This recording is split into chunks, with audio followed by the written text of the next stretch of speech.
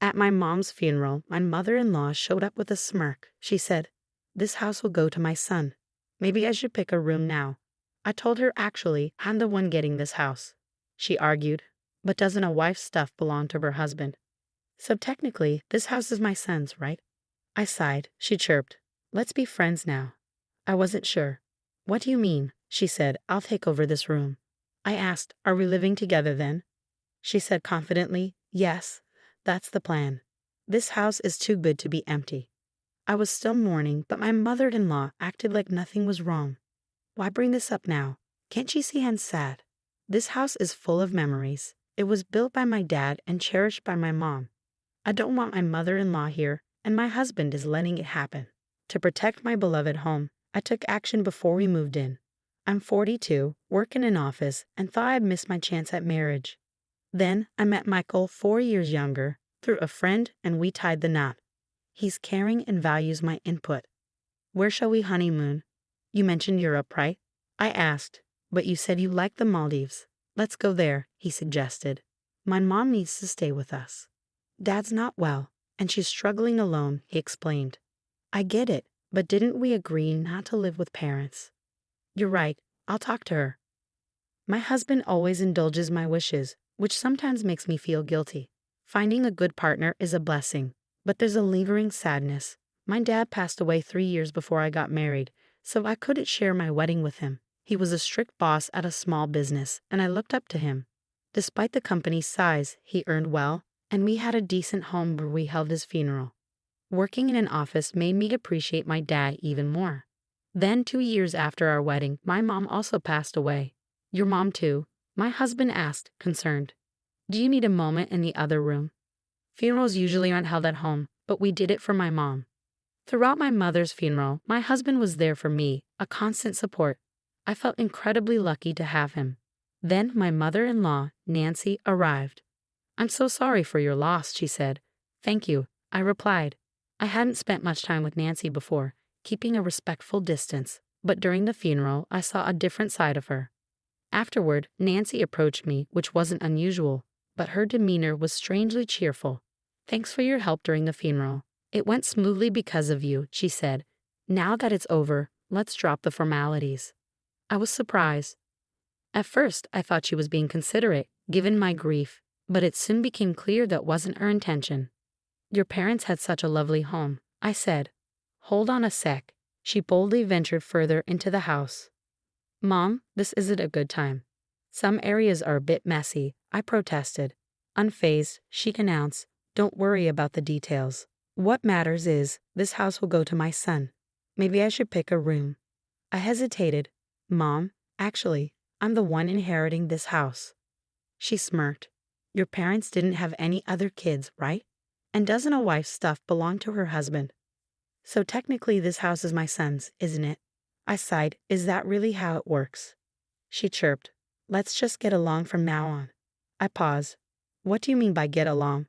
She confidently replied, "I mean, I'll take this room. You and Michael will move in later, won't you?" I asked, "So we'll be living together?"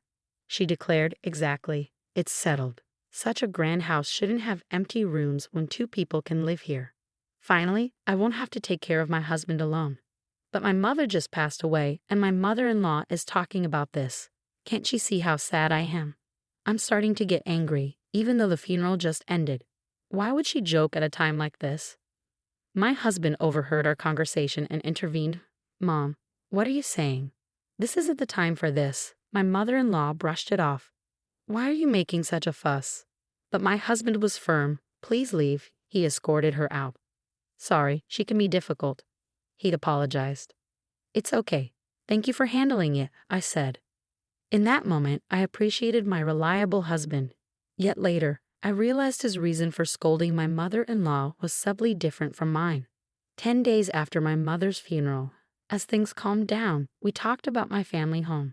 Then my husband made an unexpected suggestion. "This apartment is cramped. Shouldn't we move to my parents' house?" I proposed. "You're right. With more stuff and maybe kids in the future, it's better than this tiny place," he agreed. "So we should start getting ready," he said, then added, "But there's something I want to discuss about the move." "What is it?" I asked. He hesitated. then said, "Considering the big house and empty rooms, I thought maybe my parents could move in with us." "Wait, you mean live together?"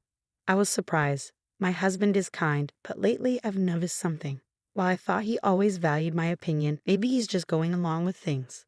Could he be too easily swayed?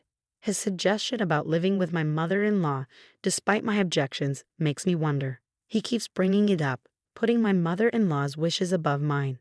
I've said it before. We're not living together. I remind him. But Mom won't let it go, he says. I argue. You stood up to her during the funeral. You defended me and said no to living together. Well, yeah, I was mad about her intrusion, but that doesn't mean I'm totally against it. I just didn't think it was the right time to decide, he explains. It's clear. He nods along and passes on my words, but he seems more inclined to agree with my mother-in-law. Plus, despite advocating for proper discussions, he keeps his distance and avoids making firm decisions. Maybe he thinks he's staying neutral, but people like him can be tricky. They convince themselves they're neutral and can make the right calls. It's frustrating. Anyway, I refused to live with someone who barged into my parents' house on the day of the funeral and suggested taking over a room. I've said it before, and I won't budge. Tell your mom that, I tell him. Why? It really bothers you, he responds. Fine, I'll tell her myself. Well, I had mentally prepared for the possibility of living with my in-laws when we got married. Witnessing my mother-in-law's behavior at my mother's funeral made it clear. Living together in my cherished family home, built by my father and lived in by my mother, is out of the question. And now, with my husband's lack of assertiveness apparent, the idea of cohabitation is unthinkable. When my husband relayed my opposition, my mother-in-law directly challenged me, asking why I was against it when we have such a spacious house. She insisted that as Michael's wife, his parents are now mine too. I've already declined living together. I'm sorry, but with my husband's mobility issues, it's too much for me alone, I explain. So you're abandoning us? Did you even listen to your husband's reasons? My mother-in-law counters. I'm sorry, but after this heartless response, I won't ask anything of you anymore, she retorts. I feel for my father-in-law's health, but based on my mother-in-law's past behavior, I can see a future where all responsibility for him would fall on me if we lived together. If that's the path we choose, significant changes in my husband and mother-in-law's mindset are essential. A few days after my mother-in-law's accusation, my husband began rearranging the living room, shifting furniture, and creating space. What's going on? Are we storing boxes here? I inquire. He responds, no, I'm making room for 2 beds. The mention of 2 beds sends a shiver down my spine. Are your parents coming to stay? I cautiously ask. No, they're moving in, starting today. This is truly the worst, he admits. Despite my objections to living together, my husband and mother-in-law have decided on it. She said she wouldn't rely on me anymore, yet she's turning to you instead. Why? I ask. He explains, their lease is up, so we agreed they'd move here instead of renewing. It'll be crowded for 4 people, but we're moving soon, right? Just bear with it for a bit. But that's not what I meant. Why is cohabitation even an option? I've said before I don't want to live with someone who barged into my parents' house on the day of the funeral and suggested taking over a room. I'll talk to Mom. From now on, we'll be living together, so please try to get along, he insists. Why do you always side with your mom? I question him. He explains it's not about favoring her. I consider both your opinions and make a decision. My husband, usually accommodating towards my mother-in-law, seems to have fallen into her cohabitation plan. Maybe he's unknowingly influenced by her, thinking he's making independent choices. I used to see my husband as kind and caring, but paired with my mother-in-law, he becomes quite a challenge, and now I'm reluctantly pushed into living with my in-laws, just as I feared. This apartment is too small for 4 adults. We'll manage until we move, I remark. It's frustrating. She just arrived, and now she's complaining about the room. I apologize for the sudden addition of 2 elderly people. We'll try not to inconvenience you. If your mobility issues cause any problems, please let us know. My father-in-law, Tommy, who has mobility issues, seems better than expected. He experiences minor discomfort when moving, but nothing serious. Was my mother-in-law genuinely struggling to care for him? He's polite and even offers to do things on his own. Unlike my mother-in-law, he doesn't seem troublesome, or so I thought. Is there a pharmacy nearby? I forgot my medicated patch and need to buy one, my father-in-law asks. Wait, dear. With your mobility issues, it's best to stay here. If you fall outside, it'll inconvenience Michael and others, right? Ask them to buy the patch for you, I suggest. But I usually buy it myself. Didn't they say to let them know if you need help? Well, you have a point. Sorry, but I need it urgently. Can you go get it for me? He sighs. Of course. While fetching a medicated patch might seem trivial, why does my mother-in-law make decisions without involving me? And though my father-in-law seems polite, he appears to follow my mother-in-law's lead, just like my husband. He's become her yes man. It's a small errand this time. But as we continue living together, I fear everything will eventually fall on me. Can I let these people move into my parents' cherished home? It's not a laughing matter. If they move in, they'll tarnish the house. I must find a way to protect my parents' legacy. As my mother-in-law and father-in-law prepared to move into my parents' home, I decided to take preemptive action. My mother-in-law was in good spirits, eager about moving into a spacious house. Hey, can we borrow the key to your parents' house? We want to check out our rooms. I have some errands, so I'll give the key to Michael, she requests. Michael, can you drop us off before heading home? We want to visit the storage room where we left our stuff. We need to measure furniture sizes, she adds. Sure thing. I'll take the key, I reply. Despite my mother-in-law's cheerful demeanor, there were no conflicts between us, and about 10 days passed uneventfully. However, behind the scenes, my preparations were steadily progressing. Okay, everything's set for the move. Life in that house will start soon, I announced once my husband and in-laws finished their preparations. I have something to discuss, I said. What is it? Spit it out, my husband urged. Is it about our move celebration plans? My mother-in-law wondered. No, we're not moving there, I clarified. What? What do you mean? She exclaimed. I handed over a document. This is my application to renounce my inheritance, I said. Renounce your inheritance? That's a joke, right? My husband protested. It's no joke. Look, it's officially approved by the court, I insisted. That house means a lot to me. I couldn't bear to see you living there, so I've decided to let it go, keeping it as a cherished memory in my heart, I explained. What madness possessed you? You could have sold it for money even if you were giving it up. Why abandon it? My mother-in-law scolded.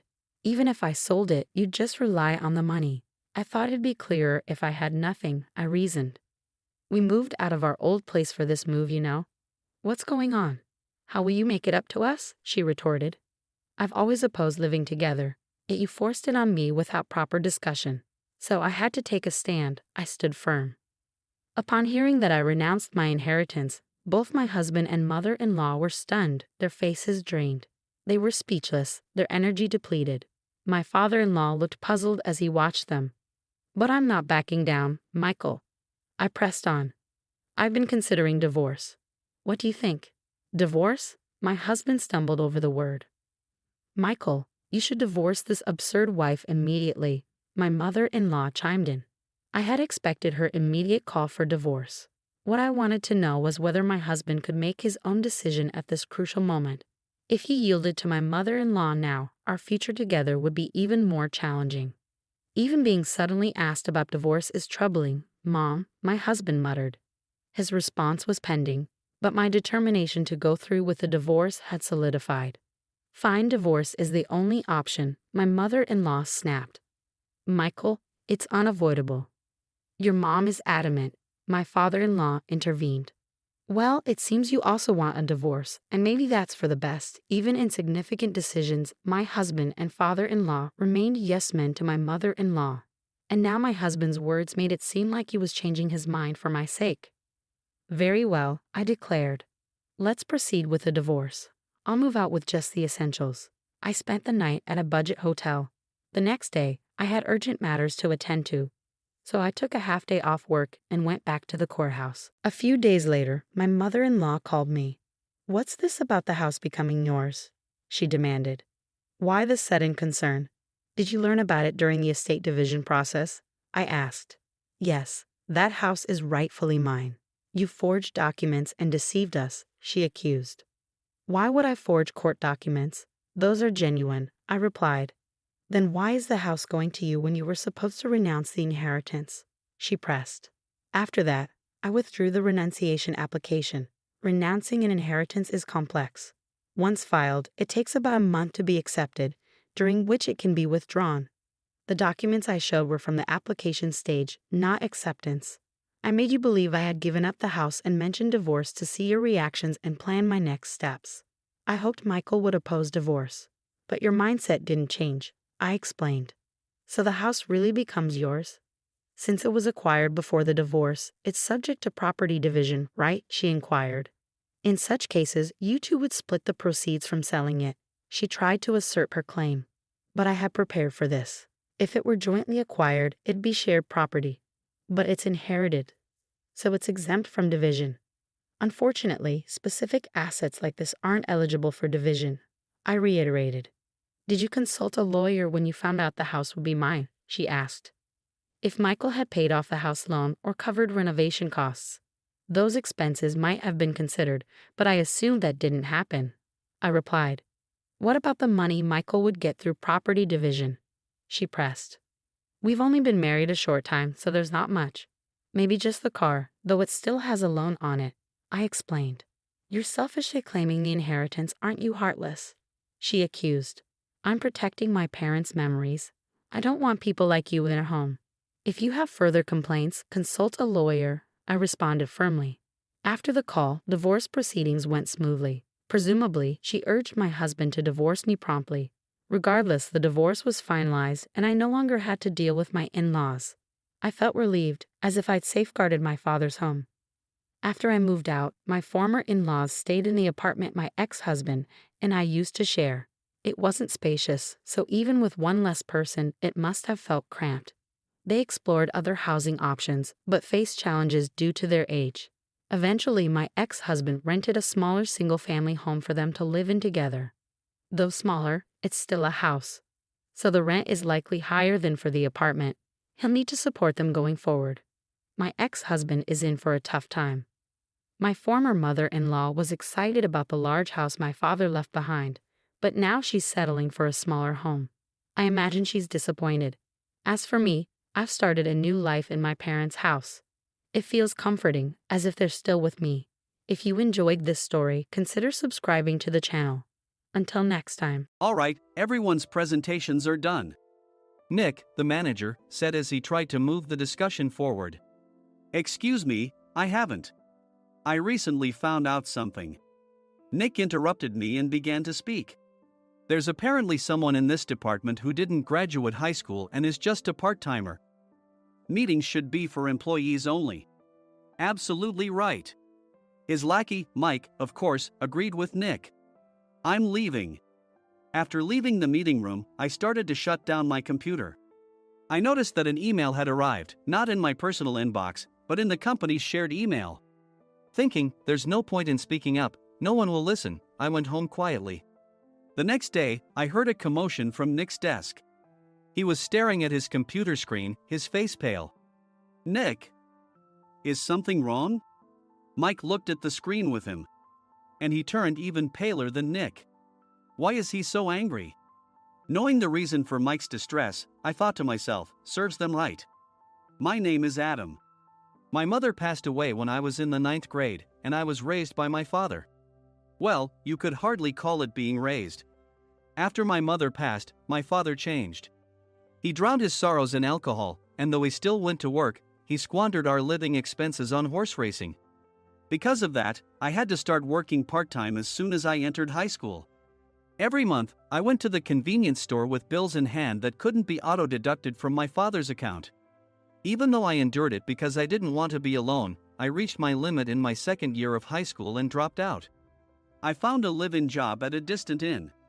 Thank you for everything. The day I left home, my father, still staring at the TV, spoke. Take care. That was our last conversation. Back then, 18 wasn't the age of majority, so I needed my father's permission to work, and I couldn't hide my place of employment. Yet, my father never visited me even once. I kept working just to survive, and before I knew it, I was 42. Years of hard work paid off, and I was transferred to the headquarters. I was thrilled to be recognized by the company, as I thought I'd be working in the field until retirement due to my lack of formal education. Listen up. Our work can change the future of our employees. Don't drag us down. On my first day after the transfer, Nick, dressed in an expensive suit, spoke sternly. There was a reason for this.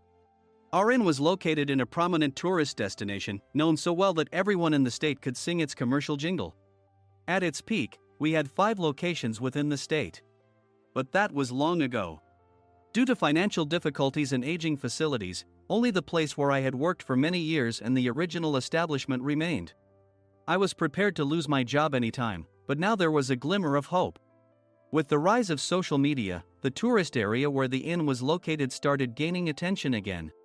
Depending on how hard the sales department, where I was transferred, worked, we could either thrive or be forced to give up this prime location to the new hotel chains continuously popping up. For Nick, who had switched careers from another industry to strengthen our sales, this was a battle he couldn't afford to lose. I understood why he had to be strict. I will do my best. Nick sneered at my enthusiastic declaration. Did you not hear what I said? I'm sorry. I thought I was listening carefully. Out of habit from years of customer service, I apologized reflexively, though I had no idea what had offended him. Someone was watching me with a smirk. In this department, there are those who are expected to excel and those who have been shoved here because they have nowhere else to go. You are the latter. It was Mike, the section chief. He's 7 years younger, at 35. But he was called to headquarters much earlier than I was and had been moving around within the headquarters ever since. I'm not jealous, but I can't accept that he's my boss. Graduating from a prestigious university, he has an unusually high pride and caused many problems as a newbie, making things very difficult for me when I was the front desk leader. When I found out Mike was transferred to the sales department a month before me, I was disheartened. Mike is right. With just a middle school diploma, there's not much you can do. Don't even think about achieving results. As if I didn't exist, Nick remarked, I'm thirsty. Mike eagerly ran to the coffee maker. It seems Mike is Nick's lackey. I regretted being happy about my transfer to headquarters, wishing I had stayed on site forever. Send a direct mail to every company on this list by the end of the day. Nick only assigned me tasks that even a new graduate could handle. What? There are over 1,000 companies. You want me to send to all of them by today? Yes, if you and your fellow misfits split the work, even those with nowhere else to go should finish by today. I glanced at the employees typing away expressionlessly. They were worn out from customer service, only thinking about leaving on time, or were women reassigned after having children, with zero motivation for work. Even Sam, a new graduate from the same university as Mike, who was supposed to be among the expected achievers, had no enthusiasm for the job, having joined the company wanting to do customer service. I don't care what they say, I plan to quit anytime, he said. Only Nick and Mike were highly motivated, making all the decisions between the two of them.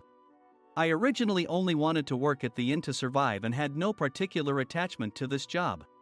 I swallowed my words, thinking I had no right to reprimand them. About a month after the transfer, Nick told us with a frustrated look. To commemorate the 50th anniversary, we've decided to create a plan exclusive for one group per day. Originally, Mike and I were supposed to come up with it, but our president, Mr. Thompson, insists on hearing everyone's opinions. So, you all get a chance. As Nick explained, Mike began handing out prints. Make sure not to embarrass Nick. If your ideas are half-baked, you'll have to redo them.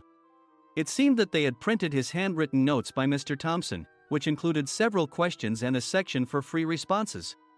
It made sense why Nick had to seek our input, given that all responses had to be submitted to Mr. Thompson. We were given a week to think about it, and a meeting was scheduled to compile our ideas. My plan is to let guests enjoy both the old and modern America. Nick began the presentations. Guests would watch a master confectioner at a nearby traditional sweet shop make sweets in front of them. The welcome drink would be premium tea in a bottle. Nick's plan was certainly attractive. After his presentation, Nick called on us to present in the order we were seated. Just as I stood up for my turn. All right, everyone's presentations are done. Excuse me, I haven't. I recently found out something. Nick interrupted me. There's someone in this department who didn't graduate high school and is just a part-timer. He was likely talking about me. I joined the company as a part-timer and was made a full-time employee when I turned 20. That was 20 years ago, so Nick and Mike probably had no chance to know until recently. Meetings should be for employees only. Absolutely right. After that, Nick kept creating opportunities to solicit everyone's opinions, purposefully excluding me from speaking. The meeting unexpectedly heated up and went past the scheduled end time. A few people asked to leave, and the discussion continued with the remaining few.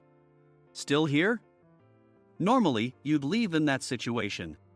Though I had no attachment to the job initially, hearing kind words from customers made me want to make them happier. For someone like me, with nowhere to go, the inn was my home and customer service was my life.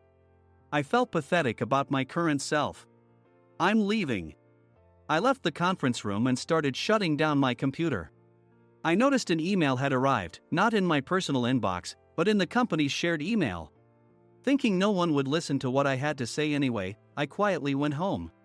The next day, while preparing the DM as instructed, I heard a commotion from Nick's desk. In his haste to stand up, he hit his knee on the desk.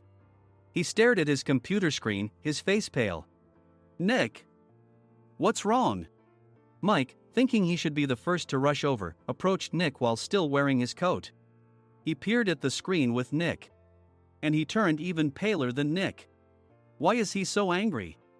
Who is responsible for this company? Nick, more irritated than ever, asked, and Mike answered without checking. Probably Sam.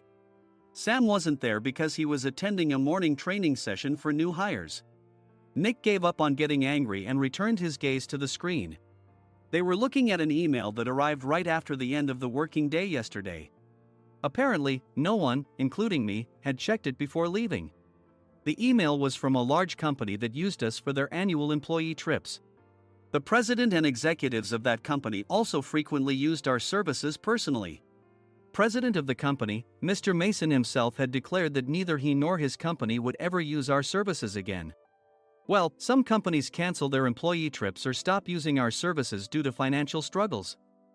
Let's just move on. Mike kept wiping the sweat from his forehead with a handkerchief. Knowing why Mike was so agitated, I quietly watched their interaction. Do you know how much revenue we get from that company? We can find other guests to fill the rooms, but we'll lose the banquet costs, gift shop revenue, rental car fees, and more. Moreover, the gifts were supposed to be prepared by the traditional confectionery shop involved in Nick's proposed plan. If it's known that we incurred such a huge loss at this critical time, Nick's position in the company would be jeopardized. Nick took a deep breath, seemingly trying to calm himself. All right, Mike. Go to New York right now and apologize to Mr. Mason. What? You're coming with me, right? I have urgent work to do. I trust you, which is why I'm entrusting this to you. Please. Mike, believing Nick's sincerity, agreed with a determined look on his face, saying, yes. That's Nick for you. Even if Mike went to apologize, Nick would shift all the blame onto him if the client didn't change their mind. Well, it was Mike's fault to begin with, so it served him right. About 3 hours later, Sam answered a call from somewhere and repeatedly apologized, saying, I'm very sorry. Everyone watched to see what was happening. After ending the call, he informed Nick with a weary tone. When Mike arrived at the client's company, he only made things worse, further infuriating Mr. Mason. He was demanding, get his boss here immediately. It was no wonder Sam was exhausted, dealing with such a call right after returning from training.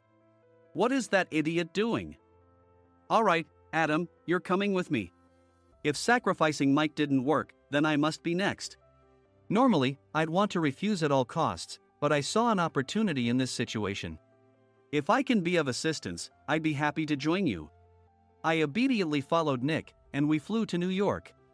When we introduced ourselves at the reception, it became clear how serious the situation was, as the receptionist personally escorted us to the president's office. Angry voices leaked through the door, making both Nick and me uneasy. Excuse me. I'm Nick, the supervisor. I understand my subordinate has caused you trouble, and I deeply apologize. Nick, with his experience in the corporate world, knew enough to offer an apology before excuses. However, his customer service skills left much to be desired. I sighed as I saw Mike trembling like a small dog in the corner of the room. "What kind of training are you giving your subordinates?" Mr. Mason glared at Nick with a red face. The intensity of his gaze made even Nick take a step back. Regrettably, I joined this company only 2 years ago and was unaware of Mike's issues.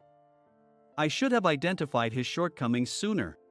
Indeed, I should have realized sooner. No sensible person would come to apologize and then give a lengthy presentation on the drawbacks of not using their in. Nick froze, his mouth slightly open. Suspecting the worst, I picked up the documents that had fallen to the floor. It seemed Mike hastily prepared these documents on the plane, listing the disadvantages.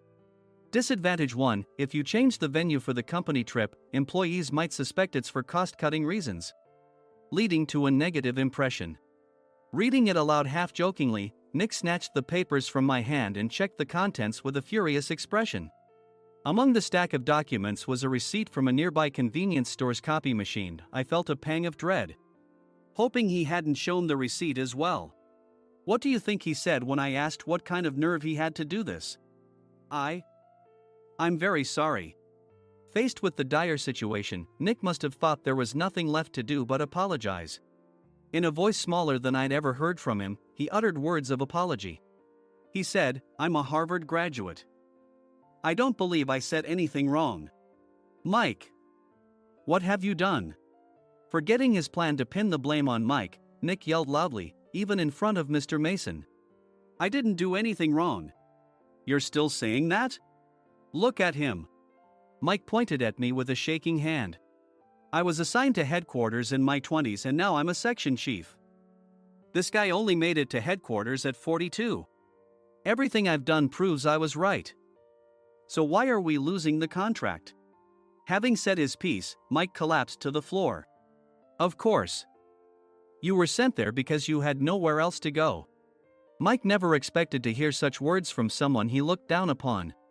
He lunged at me, and Nick hurriedly stepped in to stop him. "Mr. Thompson told me Mike is a quick thinker, and to take good care of him." There's no way he was pushed aside. "Don't make things worse here." "He didn't say quick thinker, he said only quick-witted, didn't he?" I don't remember that part." I recalled the many troubles Mike caused when he was a newbie. When Mike was on the front line, his pride was so high that he never apologized to customers. Customer service, especially in our job, doesn't work alone. It brings both good and bad situations. If the front staff or housekeepers made mistakes, or the cleaning company didn't properly clean a room, one had to apologize to the customers regardless of personal fault. Mike, in such situations, would never apologize, insisting he wasn't at fault. This often angered customers, and as the front desk leader, I frequently had to apologize on his behalf. He caused complaints and disrupted operations, which is why he was quickly moved to headquarters. In departments where he didn't interact directly with customers, his quick thinking was beneficial and things went well. But it seemed his flaws were starting to show. Corporate reservations are supposed to be entered into the system by the sales representative. But a quick check yesterday revealed that more than 10 items were missing from the client's reservation. The handover document clearly stated what needed to be prepared. Why didn't you enter it into the system? Why do we have to give them special treatment? Filling rooms near the banquet hall, setting up all the food in advance. Specifying the brand of wine, they're too demanding. No wonder he always angered customers, I thought, feeling a headache coming on. Grouping them in rooms near the banquet hall is for our benefit too. It makes it easier for the staff to set up beds and serve breakfast since everyone's schedule is synchronized. As for the other requests, Mr. Mason suggested them to lighten our load. I didn't know that. Nick finally seemed to realize that Mike was the one who had angered the client. What did you say to them? I just told them we wouldn't give them special treatment anymore. We shouldn't waste effort on things that don't bring in money. I was utterly exasperated at his lack of understanding of customer service. Of course, we shouldn't comply with unreasonable demands. But carrying over successful practices from past stays makes customers feel remembered and enhances their experience. Good memories encourage repeat visits. That's part of our job. I looked down at Mike, who was sitting on the floor. In our job, nothing is a waste. Mr. Thompson likely moved you to the sales department, hoping you'd finally understand this.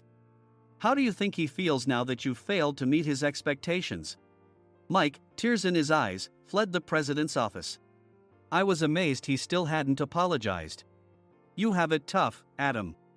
It's okay, we're all employees of the same company. I deeply apologize for this disrespectful incident. Especially after all the care you've shown us. If it weren't for you, Adam, I really would have stopped staying here. When I heard you were moving to the sales department, I was willing to reconsider if you handled it. Seeing us talk so amicably, Nick's face contorted. Do you two know each other? Adam's service is excellent. I always requested him specifically. Normally, we don't accept specific staff requests, but we made an exception for Mr. Mason, adjusting my shifts accordingly. He had personally stayed at our hotel just before my transfer, and during casual conversation, I mentioned, I'm moving to the sales department soon. If I hadn't told him then, things could have been much worse. Please continue to take care of us. I look forward to it. On the return flight, Nick awkwardly offered me a can of beer. It's still working hours. Of course, I had no intention of forgiving him for a single beer. Nick might try to pin everything on Mike and avoid any consequences. While pondering this, a startling fact came to light. Nick, the tea bottles for the plan have arrived. I handed Nick a bottle labeled with our inn's name. They look good. What are you talking about? These are plastic bottles. I had assumed we would use the trendy, high-end bottling tea. But what arrived were ordinary plastic bottles of tea with customized labels. The only unique aspect was the label, which had the inn's name, making it look customized. Upon further investigation, I discovered that a substantial amount of money was set to be paid to the tea company. It was priced like bottling tea. Does this plastic bottle really cost $100 each? The tea inside is specially blended for us. The extra cost is for that. Wouldn't it be better to use another tea company? Or is there a specific reason we must use this one? As Nick continued to make excuses, I showed him a printed email. I informed the tea company's president, Mr. Mitchell, that we discovered irregular payments and he confessed. He said you two were high school classmates and planned to split the extra money. That idiot. Why did he confess? That's not important. You should worry about yourself, this could turn into a police matter. Opening the bottle cap, I suggested. How about calming down with this tea? It supposedly has a relaxing effect. Nick drank the tea frantically. In the following days, decisions were made about their fates. Mike was reassigned to the General Affairs Department, with no chance of transfer or promotion, as per Mr. Thompson's orders. As for Nick, since the payment to the tea company hadn't yet been made, he narrowly avoided legal trouble. Instead, he was encouraged to leave the company, and to avoid further complications, Nick submitted his resignation. Rumor has it that connections between HR departments have made it difficult for him to find new employment. Even though it was good to have those two gone, something unexpected happened in the sales department. Everyone became motivated and united in refining the 50th anniversary plan. In the end, my plan was adopted. We collaborated with the Tourist Information Center to provide personalized guides. The plan, tailored to the number of guests, was truly special for the 50th anniversary. Hey, is Adam's family coming to stay? I immediately booked that special plan for my family. Sam noticed it on the reservation list and quickly picked up on it. Yes, I'm inviting my father. That's great.